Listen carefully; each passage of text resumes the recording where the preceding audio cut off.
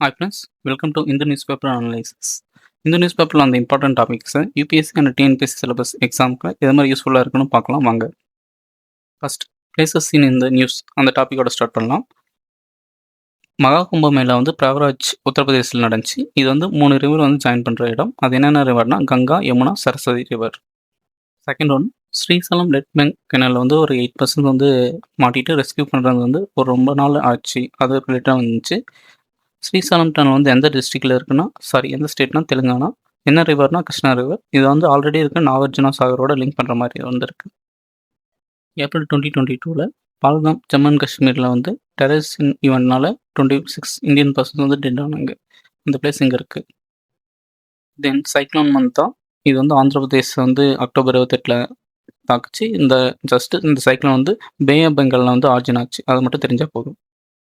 Last map related place Donetsk and Zaporizhzhia region உக்ரைனில் war ரிலேட்டடாக வந்தது. அது எங்கே இருக்குன்னா ஜாப்ரோசியா டான்பாஸ் ரீஜன் இங்கே தான். இப்போ important news clips UPSC and TNPSC syllabus link பண்ணிவிட்டு நியூஸில் என்னெல்லாம் இம்பார்ட்டன்ட் பாயிண்ட் பார்த்துட்டு பிகைண்ட் ஏதாவது மிஸ் ஆயிருந்தாலும் அதுவும் பார்த்துட்டு ப்ரீவியஸ் இயர் கொஸ்டினோட லிங்க் பண்ணிவிட்டு கம்ப்ளீட் பண்ணுவோம். First news article Kavach system.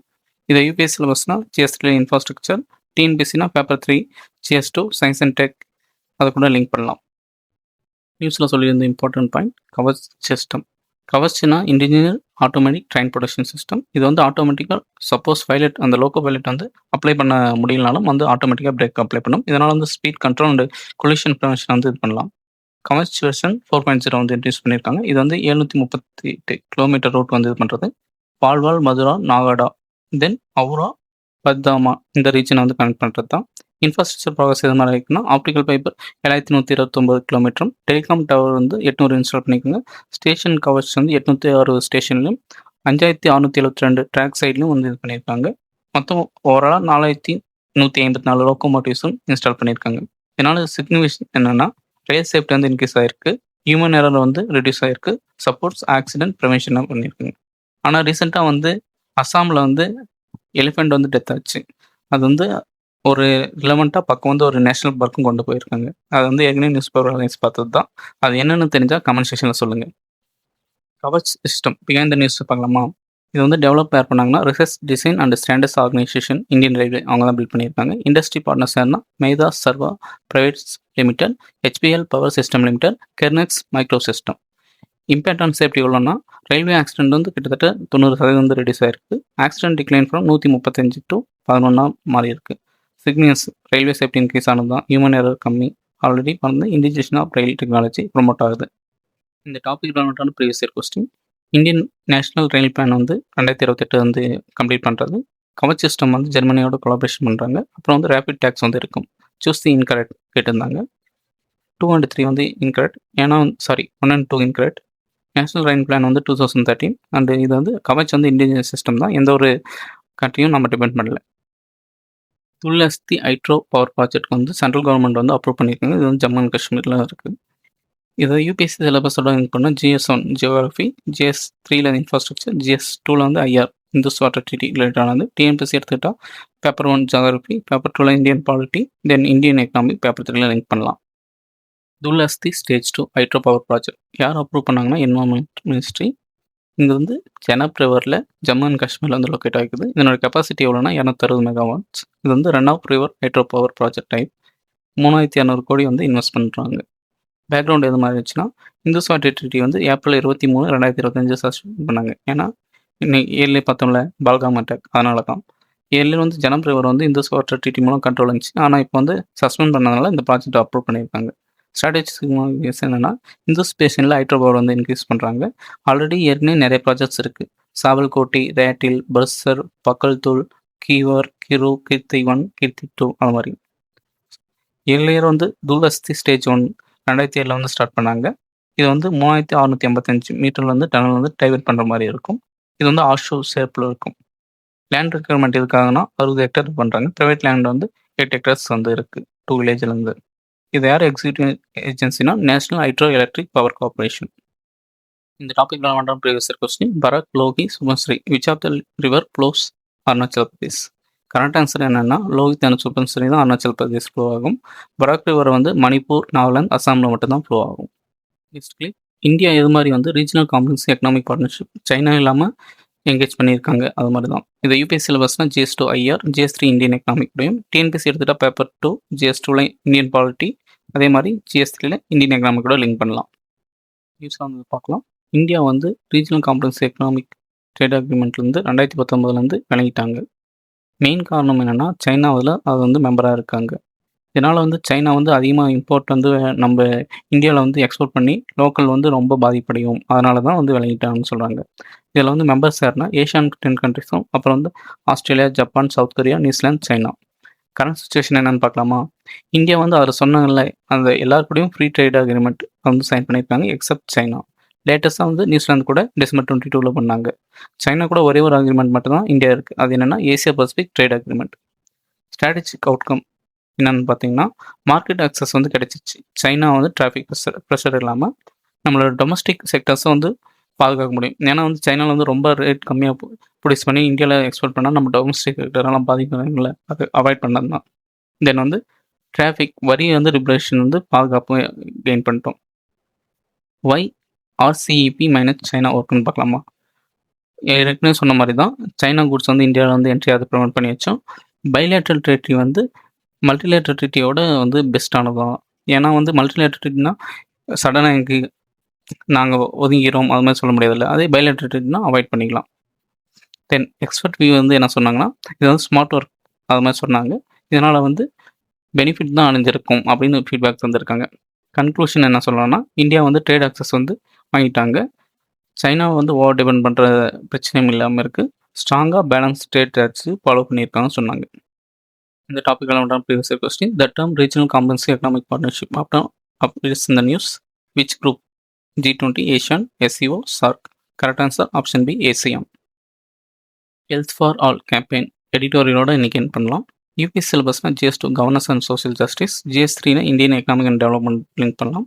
டிஎன்பிஎஸ்சியில் paper 2 social justice, paper 3ல வந்து இந்தியன் எக்கனாமிக் அண்ட் டெவலப்மெண்ட். இந்திய health system funding and infrastructure என்னென்ன சேலஞ்ச் இருக்குன்னு சொல்லியிருந்தாங்க பார்க்கலாம் வாங்க. இந்தியா வந்து 146 மக்கள் தொகைகளோட உலக லெவல் ஃபஸ்ட் இருக்கா. அதனால் வந்து ஹெல்த் சேலஞ்ச் வந்து அதிகமாக ஃபேஸ் பண்ணுற மாதிரி இருக்குது. டூயல் பர்டன் நான் கம்யூனிகபிள் டிசீஸும் இன்க்ரீஸ் ஆகுது, இன்ஃபெக்ஷஸ் டிசீஸும் வந்து இப்போ வந்து இன்க்ரீஸ் ஆகிட்டு தான் இருக்குது.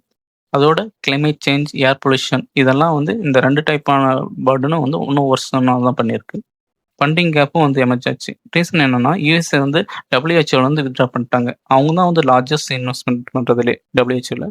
அதனால் வந்து பெப் ஃபார் யூஎஸ் சைடு இதனால் வந்து ரிடியூஸ் ஆயிடுச்சா. இதனால் வந்து HIV, maternal and child health process வந்து அஃபெக்ட் ஆகிருக்கு. ஏன்னா இந்தியா வந்து நிறைய ஃபண்ட் வந்து WHO கிட்ட தான் ரிசீவ் பண்ணிட்டு இருக்காங்க. இந்தியா வந்து எவ்வளோ ஹெல்த் பட்ஜெட் இன்வெஸ்ட் பண்ணியிருக்காங்க பார்க்கலாமா? ஹெல்த் ஸ்பெண்டிங் வந்து ஜிடிபியில் வந்து 2% கம்மியாக தான் இருக்குது. 2025-26 99,859 கோடியும் பண்ணியிருக்காங்க. 11% இன்க்ரீஸ் தான். But national health policy target எவ்வளோ சொல்லியிருப்பாங்கன்னா வச்சுங்களேன் 2.5% ஜிடிபியாவது பண்ணணும். ஆனால் இப்போ பாருங்கள் லெஸ் தென் 2% தான் இருக்குது. ரிசல்ட் இதனால் என்ன ஆச்சுன்னா டிமாண்ட் வந்து சப்ளையோட அதிகமாக இருக்குது. ஹாஸ்பிட்டலாக இருந்தாலும் சரி, லேபாக இருந்தாலும் சரி, மேன் பவராக இருந்தாலும் சரி. இதனால் இந்தியாவோட ஹெல்த் ஃபார் ஆல் கோல்ஸ் வந்து ரொம்ப டிஸ்டன்ஸாக தான் மெயின்டைன் ஆகிருக்கு. Then disease burden TB, AMR, air pollution பற்றி சொல்லியிருந்தாங்க. அதை பார்க்கலாம். ஃபஸ்ட்டு டிபியோட ஸ்டார்ட் பண்ணலாம். நம்மளோட எலிமினேஷன் வந்து 2025 இயர், ஆனால் அது மிஸ் பண்ணிட்டோம். ரீசன் என்னென்னா எம்டிஆர், எக்ஸ்டிஆர் அதாவது மல்டி ட்ரக் ரெசிஸ்டன்ட் டிபி வந்து இன்க்ரீஸ் ஆகிருக்கு. ஒரு சில பாசிட்டிவ் இன்க்ரீஸ் ஆகிருக்கு. என்னென்னா டைனஸ் வந்து பெட்டராக இருக்குது. ட்ரூ நெட் மூலமாக ஃபாஸ்டர் ட்ரக் ரெசிஸ்டன்ஸாக இருக்குது, டிடெக்டும் பண்ண முடியுது. ஏஎம்ஆர் ஆன்டிமைக்ரோபியல் ரெசிஸ்டன்ஸ் அப்படின்னா இப்போ வந்து 1 out of 3 வந்து பாக்டீரியல் இன்ஃபெக்ஷன் வந்து ட்ரக் ரெசிஸ்டாக இருக்குது. ஹை ரெசிஸ்டன் எங்கன்னா ஐசிஎன் இன்ஃபெக்ஷனில் மாட்டிருக்காங்க.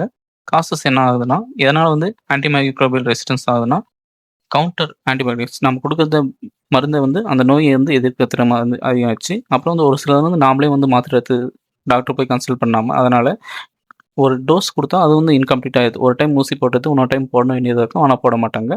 தென் புவர் ரெகுலேஷனும் கண்டினியூ ஆகிட்டு இருக்கும். ஒரே ஒரு ஸ்டேட் மட்டும் தான் ஏஎம்ஆர் ரிடக்ஷன் வந்து பாசிட்டிவாக இருக்குது. அது என்ன ஸ்டேட்னா Kerala. National action plan for AMR வந்து 2025 அப்டேட் பண்ணியிருக்காங்க. அதை ரெகுலராக ஃபாலோ பண்ணால் ஒரு பாசிட்டிவ் ரிசல்ட் எதிர்பார்க்கலாம். தென் ஏர் பொல்யூஷன் இது வந்து சிவியரான ஹெல்த் ரிஸ்க்காக இருக்குது. தென் வந்து strong control measures like China model வந்து பார்க்கணும். இது வந்து 2 days முன்னாடி தான் எடிட்டோரியல் வந்து நம்ம பார்த்தோம். சைனா மாடல் வந்து இது மாதிரி வந்து பெனிஃபிட் ஆகிருக்குங்க. தென் ஃபார்மகாலஜில எவ்வளோ பவரா இருக்கும். வே ஃபார்வர்டு வந்து சஜஷன் சொல்லியிருந்தாங்க. அதுவும் பார்க்கலாம். மேஜர் கன்சர்ன் என்னன்னா, ட்ரக் குவாலிட்டி வந்து ஃபெயிலியர் ஆகுது.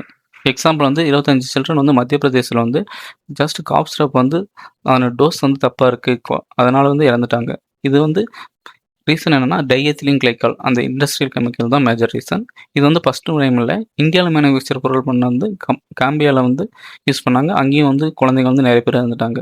இது வந்து என்ன ஷோ பண்ணுதுன்னா, குவாலிட்டி கண்ட்ரோல் வீக்கா இருக்கு. ரெகுலேட்டரி கேப்ஸும் அதிகமா இருக்கு. அது மாரி தெரிஞ்சுக்கலாம். இதனால இம்பாக்ட் வந்து லாஸ் ஆஃப் லைஃப்ஸ் இருக்கு. ஃபார்மசி ஆஃப் வேர்ல்ட் இந்தியா தான் வந்து அதிகமா மேனுஃபேக்சர் பண்றாங்க ஃபார்மசில.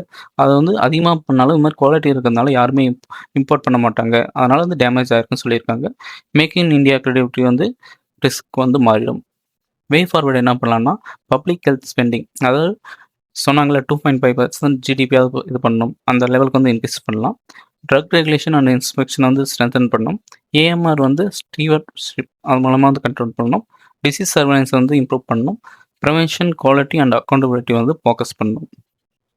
2019 ப்ரீவியஸ் இயர் கொஸ்டின்.